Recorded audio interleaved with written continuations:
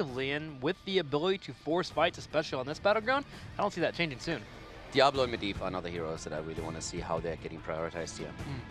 Maybe even banned out, but that's definitely a strong combo for the map too. Diablo in particular, of course, is super powerful here.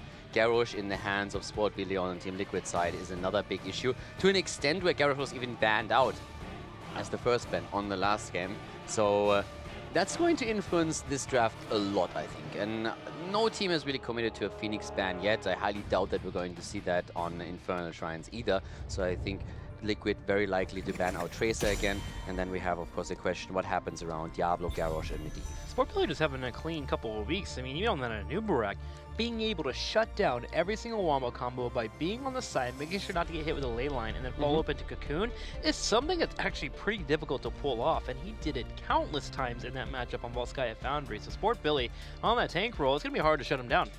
And now leftovers, of course, have to ask themselves the question, what do we prioritize here? Do we really think that Garrosh is the way to go, getting him out of the picture? But Liquid could also react with, since Liquid has the first double pick, there's always the chance that Medivh and Diablo composition is picked up by Team Liquid again. So leftovers in that case would probably try to break that combo up by picking one of them early. That would leave Phoenix open for Liquid. So there's a lot of back and forth, a lot of mind games happening right now through that setup. Leftovers still thinking about that ban. It's going to be the Garrosh. Garrosh taking it away once again. Liquid traditionally bans Tracer. There she is. Alright, don't take any risks here. Leftovers, do you grab Phoenix? Yeah. That's the big one now. You tried it twice, it didn't work out. Third time's the charm. Now, is this Diablo pick right away for Team Liquid, especially here on Infernal Shrines? I mean, Diablo Medivh is a great opening. So there's, of course, more strategies that you can play at this point. Hanzo would be a very good pick early on, too, if you want to. You could open up with the Hanzo here. You could open up with an immediate go into Medivh and Diablo, or you could just simply play around Stukov again and say we're picking something like Hanzo, Stukov, maybe Diablo, Stukov. So there's a couple of options on how you can start in the draft. All of them good. The question is just simply what kind of style do they want to play now? Well, they're thinking about it here. I'm convinced that Medivh into the Diablo is a great pickup, but I also liked what the Hanzo and Diablo did on game number 1 in the first series that we had. There we go. There it is. Diablo and Medivh popped out. So we have our combos, we have the aggressive plays available for Diablo. This is exactly the reason why I could have seen leftovers go away from a Phoenix first pick and instead either pick Medivh or Diablo for themselves. The question then would have been, does Team Liquid value Phoenix enough to pick him in the first rotation? But with the setup that we're seeing now, Liquid with a fantastic start again, very similar to what we've seen before by leftovers. So how do the leftovers react to this? This is definitely a strong and powerful setup. We could see Johanna again on that front line. That would make a lot of sense for Lauber, more so than Thrall in my opinion. It's going to be a double support setup. Tassadar was banned out by Liquid in the first game, so they also, of course, watched Zealots. We have seen the team scrim with that as well. So double support Phoenix is definitely a thing, and that's what leftovers currently try to propel to victory here. Now, do you think we'll get the lifesteal level 4, or do we'll get the armor? I feel like the armor is pretty helpful for Phoenix. I personally prefer armor in the setup, for Phoenix in particular, but also since outside of Phoenix, when you play with Thrall, you have to keep him alive too. Yeah. So armor seems to be like a good way to go here, especially with the way that Phoenix is currently being targeted in a lot of these things. Meta has shifted slightly, so yeah, I would still go with the armor pickup. Mouth being hovered as a possible ban here. Mouth will get banned, making it a little bit harder for any roots to come out there and control those portals. Leftovers, thinking about their ban. Yeah, also since they have now the next pick, they're going to go into Stukov, or they have a good chance. And that makes this combo even dirtier than it already is, unless, of course, we could have seen a Stukov ban. But now if you have Leyline into APOC, into a quick silence, like that's really going to become a massive problem if you ever get caught in that wombo. Leftovers have to start thinking about how do they prevent that wombo from coming in there. Team Liquid showed that a Nubrak was a way to do it. They used that Cocoon. Other options, that front line, you can move into a Johanna and try to get the Contempt as a shield. Hanzo's still open as well. Ooh, Hanzo is Liquid open. can actually go into Hanzo if they want to, and can couple that with a Hanzo Stukov setup at this point. That would be a fantastic draft for them, where they are flexible on their last pick. Could even head into I mean, you can even go into a Blaze if you want to be super tanky even more. He has a great presence on the Shrine, so there's like a lot of great options for Team Liquid at this point. They could play around a Mage instead and play Gul'dan, and that's actually what they do. So Gul'dan Stukov over Hanzo Stukov. I'm absolutely okay with that too. We pointed out in the past how fantastic a Gul'dan follow-up on a Medivh Diablo combo can be, especially with the Stukov Silence, so that's great.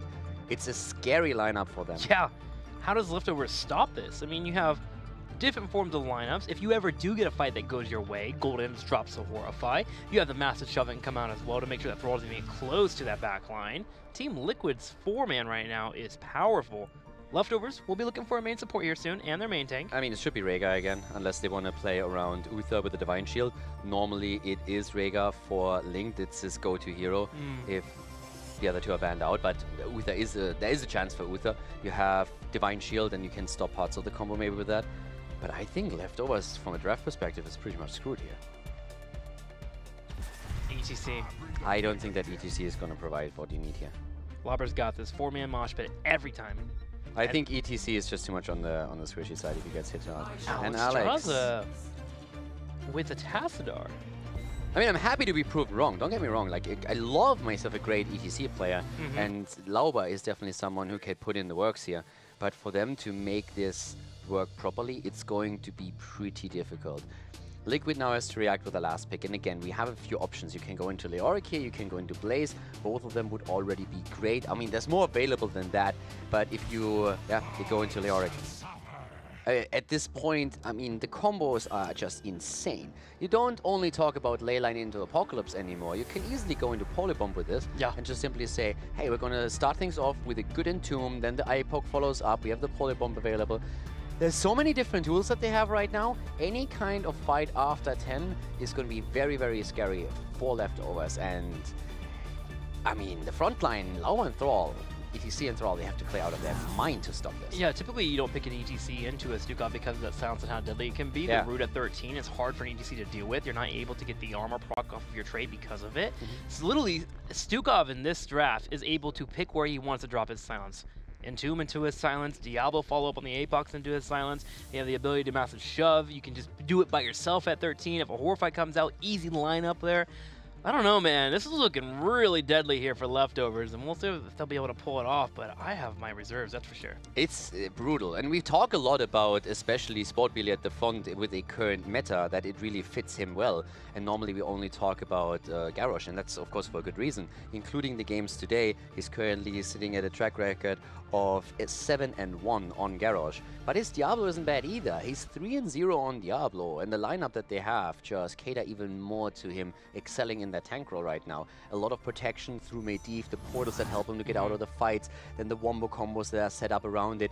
Even Leoric with the Entomb, you get the Entomb and there's just another wall you can slap people into. So it's absolutely insane what they have in terms of synergy. I'm scared for the Leftovers. Let's see if Team Liquid can shut them down with their composition, or if Leftovers does something that we don't. As we move into a game number 3, Team Liquid here on the left, Etherno to play Leoric, Nurok on Gul'dan, Splendor on Stukov, Sportbilly on Diablo, and Hasu to play Medivh. And to the right side of the map, we have their opponents, DAB on Phoenix for the Leftovers. Once again, Polyboss on Thrall, Lauber on ETC, Linked on Alexstrasza, and Tassadar played by Blake Kidney. And I gotta admit, from a draft perspective, I'm looking at this. If I only consider the draft, Leftovers are probably looking for the surrender button right now, because that draft is just insane. But then again, if Leftovers get some good plays here out of that front line, can maybe gain some momentum, they might be able to shut Team Liquid down here. They're certainly going to try. And we're going to find out if Leftovers can put the double support off against Team Liquid's wombo combos. Now, to be fair, looking at Leftovers when it comes to shrine control, pretty decent with that Dragon Queen that comes in. If they're able to use that, they have decent poke between Phoenix and Thrall to clear those up. It's just a matter of can they get through Diablo's initial engagement. If they can, I can see them doing well in the Shrine. But if Diablo finds that perfect pick and Gul'dan follows up with that corruption damage into a silence, it will be a hard task for them. Team Liquid already poking pretty well here as Leftovers stand around that circle of life just to stay alive. And I just don't see Billy making mistakes that are so big that Leftovers can easily exploit that. Yep. It's going to be a rough game. Leftovers, they have shown in the past few weeks that they are stepping it up consistently, so they can make it work. No doubt about that. But it's going to be an uphill battle in my opinion. So we're going to find out if they can pull that off. We have right now up to the top lane Leoric and Thrall as expected. The rest of the game is more or less dominated by the 4-man that we're seeing at the bottom. Nurok has already done a pretty decent job with the initial stacking. He's currently sitting on 8 for his Echoed Corruption. And after 10, this is really when things are going to become very difficult for leftovers. But even in the early game, you see Team Liquid with the invade. Feeling confident, man. Pushing that top lane, and Thrall freezing that lane because he wants to be able to finish his Echo of the Element. So Thrall says, okay, I'll make that a play that I can make it work out. He just goes straight to the bottom lane. They take away the mercenary camps, and Team Liquid has snagged away a little bit of experience and also put their opponent on the back foot when it comes to minion control. Because already, look at the bottom left. Gul'dan's working on grabbing that Merc camp. Afterwards, they can go ahead and float their way towards the south and start grabbing those too. Yeah, it's definitely going to be, from Team Liquid's perspective, a very nice start into the game. There, already was in trouble, and that was mainly through Hazorps providing vision, so that really helped to put the pressure on. But leftovers were able to make sure that they hold on to that fountain. That's super important for the later stage of the game. Here comes level 4 for both sides. With that, we are seeing Phoenix with the same build, very consistent, having the advanced targeting on 1, going into the emergency protocol. So pretty much what we've seen throughout the last 2 series just continues here in game number 3. We're going to get the extra lifesteal level 4 for Tassadar.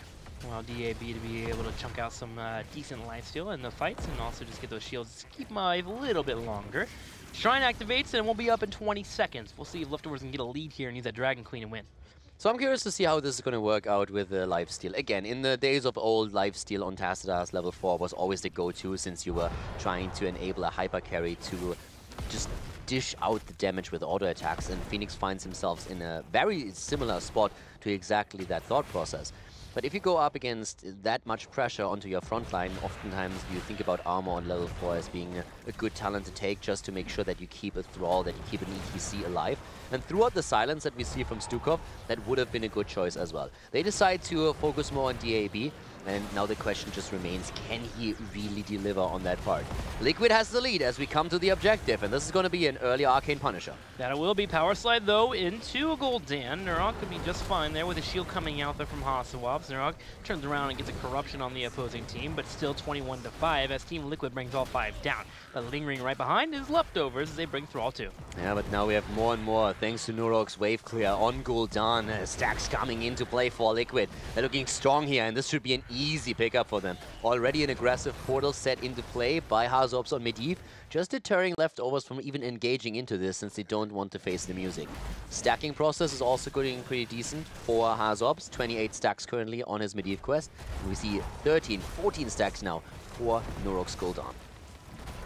Lobber getting a heal from Linked as they will work on breaking down this turret. Tassadar joining in as well. Leftovers threatening the idea of a push straight on the Nurok with that power slide. Leoric at the top lane, by the way, is in a bit of trouble here. Thrall has pressured him quite aggressively and was trying to push in that wall. So Eternal was pretty low, is finally able to defend, and now Potipos needs to be careful because there is more trouble coming his way. Looks like he's fine here. Able to sidestep out, even going for a little bit of a damage there on the Wind Fury. Diablo in the middle also, and a bit of a threat. As ETC was thinking about going in for the engage with Link following him up, but Nurok is actually the main target. Nurok is low, but the power slide just barely misses. Billy has been in the top spot a couple of times now for Nurok. Every single time Nurok finds himself being attacked, Billy is there pushing the target away, just making sure that no one is able to deliver that final blow to Gul'dan. And again, things are so far looking very good for Team Liquid. Not only are they slightly ahead in the game, their stacking is looking absolutely fantastic. Medivh is sitting at 33 stacks for his Arcane Rift. So if he doesn't fall, he should be able to complete that fairly soon. Sport Billy himself, 81 souls already on Diablo, and Echoed Corruption is halfway completed nearly. So things are looking very good for Liquid this early on in the game. We're seeing, of course, also some stacking going on the side of leftovers, with Proc sitting on 9 stacks. We have Sign Fusion halfway completed as well. But once that we have the level 10s, this is really when most of the action is going to happen. And yeah, then we're going to find out how leftovers plan to deal with Team Liquid setup. And Team Liquid is well on their way towards that level 10, as they're sitting at about 9 3/4 experience. Should be able to soak up in the middle. And that means that Team Liquid should be able to start an aggressive play, and they already have Leoric in the middle, and he can rotate down if he wants to. I'm actually a bit curious to see what Medivh goes for. There's of course a leyline combo, but with Entomb also being in position and the silence, you can really make good arguments for a Polybomb to be chosen over leyline if you want to focus down, for example, Phoenix. So both are definitely possible. Entomb no chosen, and yeah, Medivh is the one holding it back because he goes into the Polybomb. So Polybomb taking over ley line. With the setup they have, it makes sense. Also has been favoring that Polybomb a lot lately too. This seems to be nice for the team to be able to focus down a target and then of course call out that Polybomb and finish the kill. Now, 10 hits, but leftovers, they hit 10 themselves. Earthquake, straight into the Cleansing Flame. Archon being picked up, ETC thinking about his Heroic. Is Stage Dive a viable option here for them? No, they go ahead and pick up the Mosh Pit. I don't think so. The threat of Mosh Pit is maybe forcing the opponent to keep a few of the tools around. If you look at what Liquid has, they have an insane amount of interrupts. Already the aggression here, trying to go for Pody Boss, and you can drop that Earthquake all you want, but you shouldn't survive here. Rotation comes in. Pody Boss actually got out of this. He did. That was interesting. I did not really expect that to happen. Was a nice attempt by Liquid, but I feel they could have maybe even delivered the final blow. They were afraid of the rotation, that's why they backed off. They saw that leftovers were coming in. It's a safer play for sure. I think they could have gone for the kill, but they played it safe, and you can't really blame them for that. Here comes Hazu, getting his own quest completed, and once again, Diablo in the thick of things. There comes the silence, Dragon Queen is popped as well, and Liquid could move out of it. Just wait out. Splendor with a great shot here as the APOC comes out. Wow, that APOC there after the Horrify. Pody Boss, the next target here in the top left. The Cleansing Flame will definitely keep him alive. Sportblade needs to find a way to retreat, as it looks like Stukov just can't get over to him to heal him up, as DAB is putting too much pressure on that back line, and leftovers are able to start winning this shrine. They jump up to 16-8, and they also reset Diablo. DAB went boss mode there. He basically zoned out 4 and allowed them to go for Diablo instead. And that reset, of course, the stacks. Liquid is still going to try and fight over this, but leftovers have taken a significant lead, and it might be a bit too much. Here comes the Entomb again. Mosh Pit. No interrupt ready. 2 are dancing. It's party time. And there's the safe attempt on Leoric. He actually gets out. More stacks coming in as Norok is delivering another quick echoed corruption. But with 33 stacks against 11 on the objective itself, this is looking very much like Leftover is going to take that Punisher. And everyone taps here. Team Liquid heads over and threatens the idea of a fight a little bit, but with Leoric going to the middle lane, they intend to let this go. Leftovers seeing that, head over and start to finish out that Punisher. And as you mentioned, they'll get it here to push in the top lane. Now, one of the problems for Team Liquid in this fight was obviously that they were trying to kill Thrall shortly before the fight started. And that meant the resources they used didn't result in a kill. There was a big problem for Team Liquid, so they didn't have a lot of their cooldowns available and had to take the fight without it. Billy now moving out again. He's low, of course, on souls, and that means that he is going to try and delay big fights until he finally can pick up some extra hit points again. Speaking of souls, currently sitting at 6. Leoric and Thrall is about to take down Leoric in the mid lane, by the way. Nearly getting in, and Leo barely escaping here. One more Chain Lightning would have taken him out, but Thrall does not get close enough before Leo is able to move through the gate. Leo barely surviving, as you mentioned. Should be able to head up pretty soon. 13, though, close for both of our teams. That top left fort taken by leftovers, gets them close to their opponent's experience. In fact, they take a small lead here as they land that 13. Thrall, what are you going to pick up at level 13? You're going to move into the extra healing. We're going to get that spell shield. It looks like the extra healing picked up. So a little bit more survivability here for Pody Boss as he gets that Frostwolf's Grace. And looking over to Alex Straza. We don't see her very often. She picks up Pacify. Yeah, so now another aggressive move here, trying to go in. APOC comes out, and this is trouble for Thrall as Diablo goes in, but here comes the old Phoenix, drives it through, Horrify comes in as well, and Splendor and Nurok are all of a sudden low. Nurok gets barely away, but there's Thrall right on the other side of the portal, drops him, Splendor goes down, and the leftovers are getting another double kill. I wouldn't have bet a penny on them, but they are actually starting to really make this work. 3 kills for them, leftovers with 4 kills against 0, and Liquid just having trouble executing their combos. And Thrall just surviving like crazy. The Earthquake being popped out, being able to either Frostwolf as well, Ancestral Wrath, and then of course that Frostwolf Grave coming off. They just allow him to survive constantly, and DAB takes that opportunity to say, okay, you're going to focus our melee assassin. He steps up, brings out that Plasma Cutter, and he's destroying. And if there's ever a scenario where Thrall can't survive, every time. Alex Straw has been there with the Cleansing Flame, and leftovers are making this composition work that I doubted. And it is snowball time. They're really now starting to run away with structural advantages that put them into a fantastic spot. Now Nurok, maybe once that he has his Echoed Corruption and the Ruinous Affliction on level 16, might be able to turn things around here. He is doing still good, very well with stacking. He's sitting at 36, so he's soon going to have that, probably for the next Giant phase. But Liquid, is definitely having way more trouble in these team fights than I expected. With the combo potential they have, Entomb into a Silence, into an APOC, Horrify being used, they are having massive troubles confirming even a single kill. That they have. 4-0 for Leftovers, and they had a small lead earlier, but after that fight, they jump up to 15.5, and they're on the way to 16, which will come at a prime time, right before we have that Punisher spawning towards the very south, and then before it's already reduced in health. So Leftovers, if they can continue to control these shrines, are in a good spot to move forward for a keep on the next Punisher. Now, we theorized a bit earlier that maybe one of the reasons why this map is taken over Tomb is that Liquid identified Leftovers are struggling more in the late game decision making than in the early stages. So Liquid is definitely not going to give up on this game. Leftovers, then again, with a level 16 talent they're soon going to have, will run into the next shrine with a big lead, and that is a problem. And they're going to easily pick this up here at the bot lane. Should be no issue for them whatsoever. So Liquid is now faced with a decision. How are they going to react to this? They're trying to push in the top lane. Thought process being, if we drop this fort, we might get 16 just so that we can fight for the shrine. There's no reaction to it yet, so it's very likely to happen. Question is, can Liquid actually get their level 16 talent here? Something to know is that Diablo having a hard time getting the souls back, only at 31 now, the 100 that he needs, so still a little bit on the squishy side. Keep wall gets opened up, Leftovers answers back that push in the top right corner in a pretty solid manner themselves. 15.5 for that 16, but Leftovers already starting the shrine. They jump on, and there's one, there's two, and they'll clear it out. Yeah, mid lane on the other hand should deliver level 16 into the hands of them. Yeah, up to the top, 16 any second, there we have it. So 20 stacks on the side of Leftovers. They have Dragon Queen still up, but this is now a chance to actually fight. And Dragon Queen is already popped. They're trying to confirm it. How is Liquid going to play this? Are they going to back off and just try to defend, or are they aiming for a few kills in the team fight? Looking for an Entomb. Eternal lands that Drain Hope, thinking about moving in forward, but Body Boss breaks it easily. That top lane's pushing in this entire time, so Team Liquid will just back up. Yeah, at this point, again, with the Dragon Queen pop, the chances that you actually make that play are pretty slim. They allowed Nurok to get his quest completed. He has now Ruinous Affliction as well, so that's already pretty interesting here. But they go for the defense. We also have adjustments, by the way, on the level 13 and 16 for Leoric. Hardened Bones taken, and we're going to see Crushing Hope here. So very interesting. Heavily focusing now on the Drain Hope abilities instead of trying to go for damage reduction through the Ominous Wrath. And the defense at the bot lane. All right. And the middle lane. Leftovers. Both. Why didn't they push in the bottom a little bit and poke? That is a very good question. Because they have Thrall. I guess they're afraid of the combo coming out, and for good reason. We talked about how dangerous that combo is, but I think they're going to have to face that music eventually, and I would rather do that with a Protector than without it.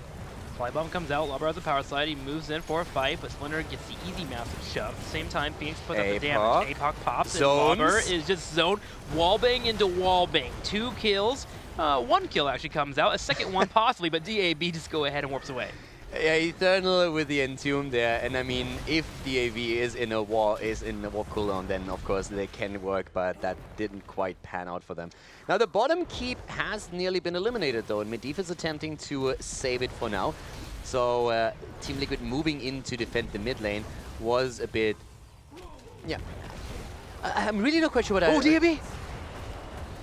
Is it enough? The Ruinous Affliction is going to kick in. Oh, but the heal from Link is fine. I'm really not 100% certain what I think about the last decision-making from both teams, because Liquid moving into the mid lane to defend the fort. First of all, the fort has fallen, but they also have taken severe damage on the keep at the bottom as a result, where they could have done a bit of a better job.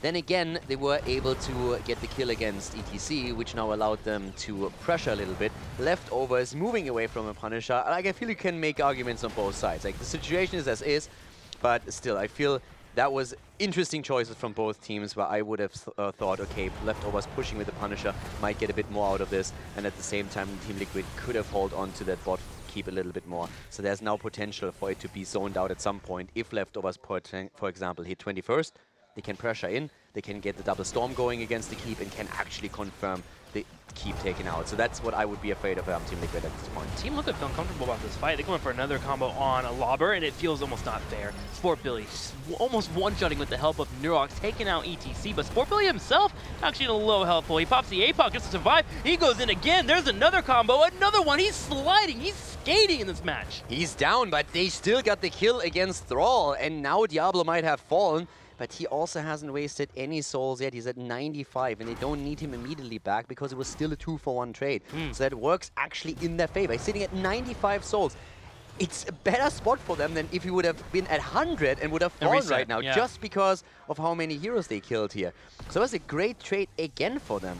And they are starting to do really well with this. Gul'dan has a solid damage output, 52,000 with the Ruinous Affliction and his completed Echoed Corruption. But DAB is really putting the work in on Phoenix as well. His ults are spot on, 50,000 damage on him alone. So far, one of the best Phoenix performances that we've seen from DAB. Gul'dan showing his strength though. Every time he lands that Corruption, a couple of stacks, DAB gets low on health. Blink has to be there to heal him on up. He gets his shield afterwards that he escapes, but that is something that will become more of an issue, especially when 20 hits. When Buried Alive comes out, if that Corruption lands on Phoenix, he's done. Yeah, no, Leoric has currently to deal with the bot lane, and he's doing exactly that. Needs to push it out because of that camp, because the keep is already so low. But we're still having the top lane now taken, so the camp, both teams actually do that, and we will see level 20 for both of them as they're heading into this. That makes the wombo combo potential from Team Liquid even more scary just because of the Silence and Entomb. It's such an insanely strong upgrade. It's very scary. But of course, Earth and Shields coming out as well. Yep. The Unconquered Spirit, so more or less the indestructible version that we have from Phoenix, another big and fascinating tool. The Twilight Archon coming out. So there's great tools on both sides now available. Especially the Earthen Shields. You mentioned it, but those shields are wonderful in a team fight. Sport Billy controlling this wall on the right. Eternal wants to come in and get that Entomb. Leftovers, unaware of where he's at. He sneaks in, just barely hanging out with vision. He gets it. He finds it on DAB. Here comes the combo. They're going to lock him down. Can they get the kill? Nah, it doesn't seem like it. He gets the ult off, and that could actually be a problem. So much damage coming out, and Sportbilly barely escaping here. Boss is still alive. He goes in. He drops Diablo. They take down Gul'dan. It's a double, the triple, as Stukov falls. And Leftovers keeping DAB alive. And Entomb or not, it doesn't matter. They sustain themselves through the fight with the Earthen Shields, and all of a sudden Liquid is falling hard. Falling hard here, the Punisher being grabbed, 40 total. Team Liquid will have 40 seconds before they even have Gul'dan back on the field, as well as Stukov. They still have their keeps, but don't forget that bottom lane keep is underneath half HP. Leftovers could push in the middle here with this Archon duration, open it up, have the Punisher move forward, and they have to transition to bottom keep if they don't think they can end. Leftovers in a great spot here in the late game. It's actually really impressive. It's insane how well they're doing here. Liquid is just not getting any value out of the combo. I would have expected them to go for Thrall over Phoenix, to be honest, just to prevent the Earth and Shield of coming out in the first place. That didn't happen, and now Leftovers want to go for the victory, and there's a good chance they're going to pull this one off. This is a big one. Right now, DAB is still there. Yep, dropping the damage, doing extremely well. Here comes Entomb out again. Diablo goes in deep. Where's that Silence? They don't get that through. That's the death. That's the triple. This is game. This is Medivh down. Leoric and Diablo all fallen as Leftovers go in. Insanely impressive. The victory for the red team. Great play here. Again, I wouldn't have bet $1 on them, but they have done fantastic here, and they kept themselves alive through every combo and turned the fights around. Yeah, I actually want to take a look at that replay whenever we have a chance here, just to see how exactly they kept DAB alive, because a Silence into a full combo with Diablo diving on, and on top of that, a Corruption should have killed a Phoenix, but it seems like the shields were just enough between both Tassadar and the Thrall, but still. There's no way. Someone shut down the plays in the back line. Let's check it out. Let's go check out that replay and see how exactly DAB on Phoenix was able to survive. So here it is. Eternal comes in, and he drops down that Entomb straight onto DAB. Combo comes in. Oh, the wall. He slides actually on the wall on the side, so they don't get that Shadow Charge extra damage on the 13. Sport Billy comes in for another throw. So look at this. Let's go ahead and watch the charge here. It's also, look at the Silence. The Silence actually on ETC as Lauber goes in. So the Silence comes out, and the Silence is not on the Entomb target. The Silence is actually going to hit because Nurok is now in a spot where he's immediately attacked by Lauber. We're going to see that when we are moving forward. And Linked also getting off the Cleansing Flame just before the APOC hits. He's able to come over and help. Sport Billy turns around, grabs another combo, and throws DAB, but the heals are coming, and Black Knee is making sure to keep out his own damage on the right side. Nurok pinched into a corner, and that's when DAB actually gets the Heroic off too, which was impressive in itself. Yeah, the Heroic did massive damage right now. And I really believe that Thrall would have been the better target. Thrall, if you get the jump on Thrall here, first of all, he's one of the two heroes that really starts to negate the play. And his Earthen Shield is just so powerful in this setup. Liquid just didn't really have the combos set up the way they wanted in this game. I also think Diablo's Shadow Charge not connecting there with that